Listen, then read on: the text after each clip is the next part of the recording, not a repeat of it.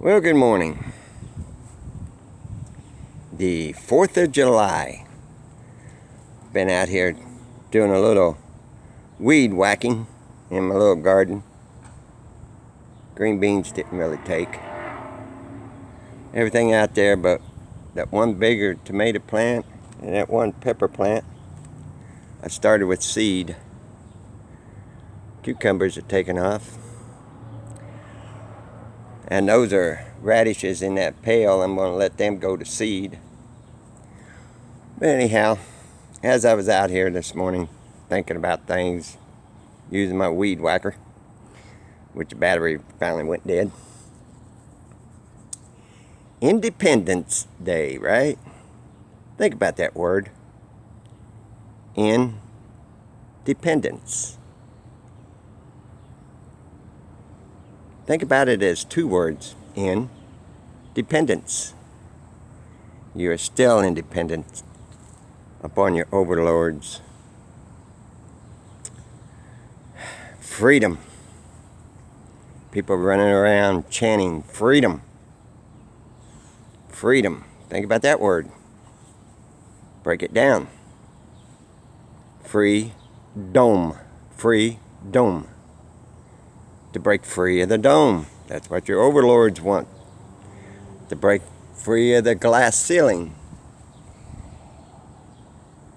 As I was out here watching the skies turn milky white from the chemicals they are spraying from jet airliners whose wings are way too narrow to hold any jet fuel of any significance. Air Force turbine motors, just like battery operated lawnmowers. Yeah, flip a switch and that lawnmower goes on and that blade goes around. No difference. And people will be out looking up to the skies tonight as they've been saturated with God only knows, shooting off fireworks. Break that word down. Think of it as two words. Fireworks. Where does Lucifer, Satan, want to take the human race? To hell with him. The eternal flame.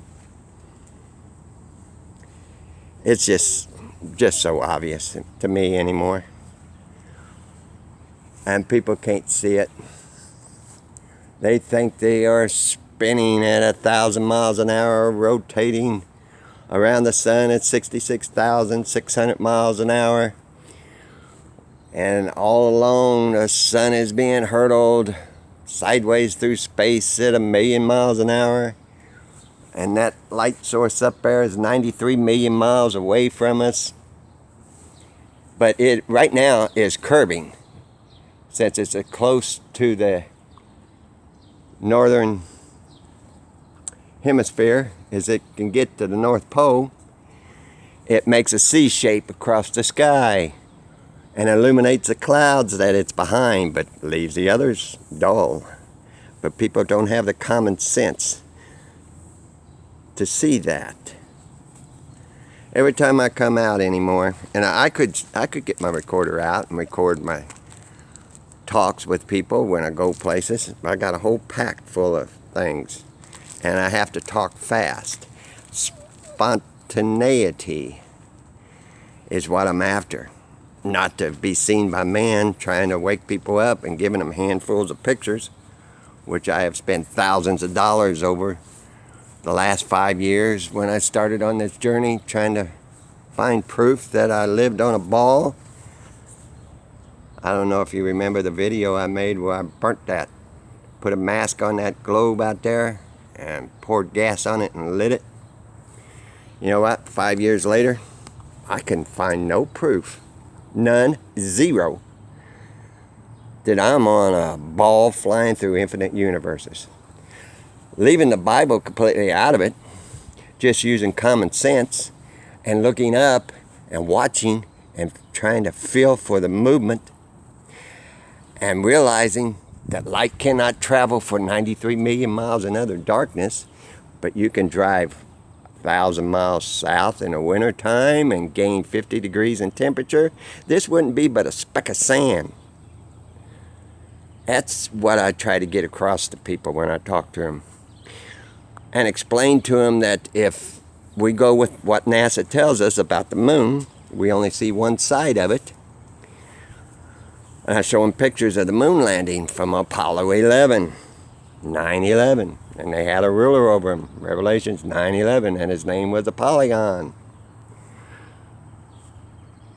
The only way you could see that the sky's turning milky white from, I guess you could probably still see them. They're thinning out. The only way you could see the Earth standing on the moon, if we only see one side of it, and they tell us the Earth is 4 times larger, you know what the moon looks like from standing on the Earth's surface. The only way you could see it would be to look straight over your head if you're standing on the moon, and it would look 4 times larger than what you see the moon look like. People don't even get that. Prove to me scientifically that I'm wrong on that. You cannot. If you go with what NASA tells you, the only way you could possibly, standing on the moon, see the Earth, you'd have to look straight over. Oh, there goes one. Spreading out up there in high altitude this time. I don't know how high it is. We don't even know that anymore. You would have to look right over your head. I didn't want to ramble on too much on this, but I guess I am.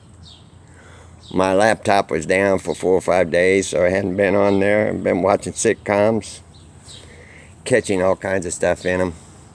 It's just amazing looking at them now, seeing the devil horns back in the 60s, 70s, and 80s, and all them old sitcoms. Pointing them right at the camera. I didn't see it before. And that is casting spells on the human race. Just like your so-called truther channels that do that, and your followers of them think, oh no, that's just an involuntary hand sign. Yeah, right. Involuntary. Okie dokie then.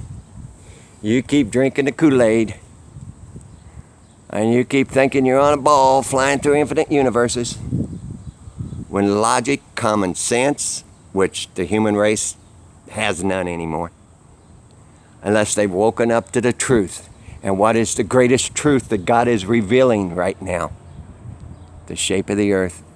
For all lies fall under that one umbrella known as the firmament. That they want to break freedom. Free from freedom. They want to shatter that highest of glass ceilings.